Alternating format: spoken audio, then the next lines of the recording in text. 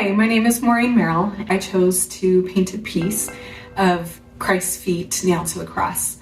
Now, this painting was inspired by a scripture in Isaiah 52, and it says, "How beautiful upon the mountains are the feet of him that bringeth good tidings and publisheth peace." This scripture is repeated several times in the Book of Mormon and also in the Doctrine and Covenants. And as a missionary, I loved it. I felt like it spoke to my purpose as a missionary in bringing the gospel to other people and helping them find peace in Jesus Christ. I loved the idea that my feet were being called beautiful in a time where they were the ugliest they'd ever been. I was in a mission where I spent most of my day walking, and so I had pretty ugly calloused feet that even grew deformities on the back of my heels from all the walking. Now, through the years, this scripture has really taken on a new meaning for me. Christ is ultimately the publisher of peace. And I think of the time that he spent on Golgotha and the way that his body was tortured and nailed to the cross. I think it's so beautiful that in this terrible act of violence, Christ offers all of us eternal peace. Now, when I was painting this image, I felt like I was spending a lot of time at Jesus's feet. And I was struggling with some really big personal issues. And I'm so grateful for the peace that I felt as I spent time contemplating Christ's sacrifice and his time on the cross. My name is Emily Buck-Lewis. I painted a piece called "Into Thy Hands I Commend My Spirit."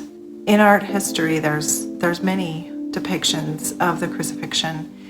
So I started thinking about that, and I became really intrigued by the moment when Christ says, "Into Thy hands I commend my spirit," and then he dies. It's such a powerful moment in the saga of his suffering and death. It's one with lots of different emotions coursing through that one moment. If you think about it, for his followers, they were devastated.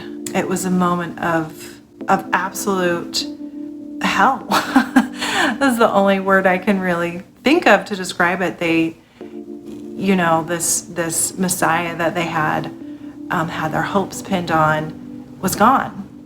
Though Christ had alluded to his resurrection and that he would return, I don't think that they really understood that he would be back.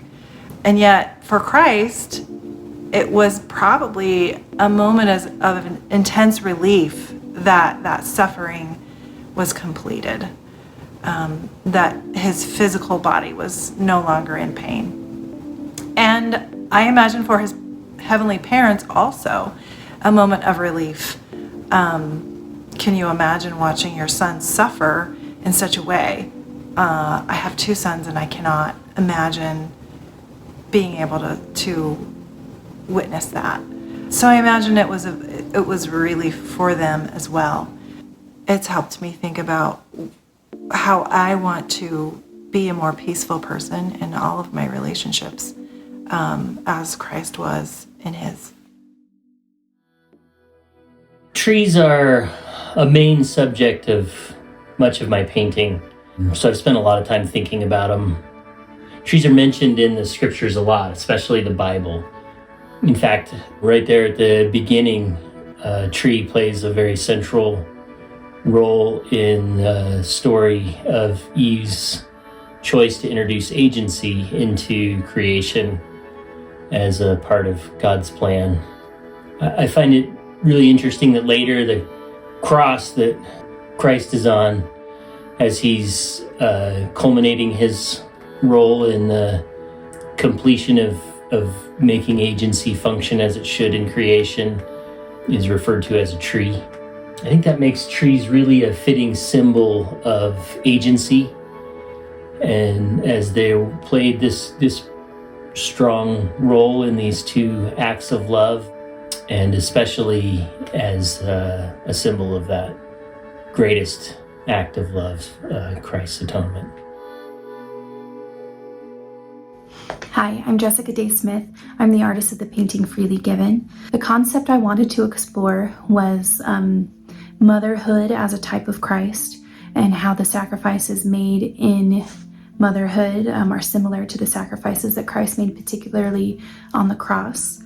I wanted to illustrate that by having the figures in my painting echo the gestures of figures in early Christian art. So I have the mother in the center, and she is in a very similar gesture as the crucified Christ in a lot of particularly illuminated manuscripts, or what I was looking at. And then the baby in her arms has one arm outstretched, kind of completing that gesture of the crucified Christ. The children around the mother are also in gestures that are very similar to the onlookers in a lot of the crucifixion scenes I was looking at in early Christian art. But to give it an air of authenticity for me and my life, I have it set in the kitchen. I have the children in pajamas and draped in quilts, because that's what, it would look like in my home. The mother is pouring from a pitcher, pouring water into the children's cups, and they're drinking from it. And there was one illuminated manuscript in particular that I was very drawn to. It had a small figure that represented Adam at the base of the cross collecting the blood into a chalice to drink, and it felt very reminiscent of the sacrament. The idea of pouring from your cup, mothers are told not to pour from an empty cup, and so the idea that you're pouring from yourself to serve your family and serve your children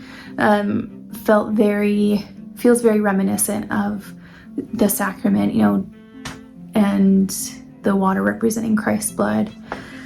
The baby is reaching out for a small blue and purple butterfly. In a lot of hospitals around the US, blue and purple butterflies are used to represent or signify miscarriage or infant loss. And with my 4 living children represented, I wanted a small nod to the miscarriage that I had years ago. I found that in exploring the concept of motherhood as a type of Christ, it was very empowering and helped me come closer to Christ and strengthen that relationship. And so thank you for exploring that idea with me.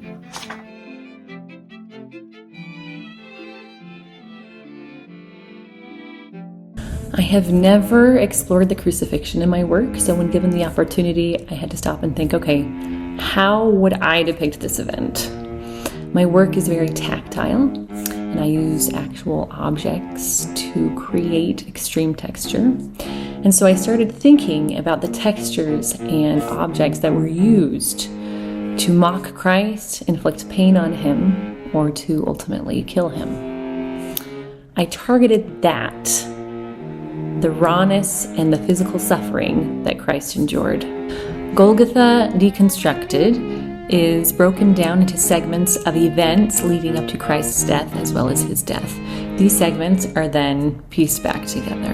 It is composed of rope, reeds, thorns, woven fabric, nails, wood, leather, and lead.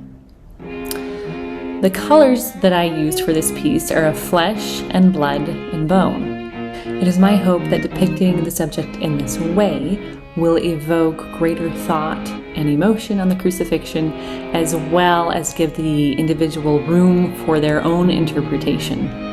I really love what a woman who was able to experience this work in person said. She said that seeing this piece made her think of new beginnings that can come from death and destruction.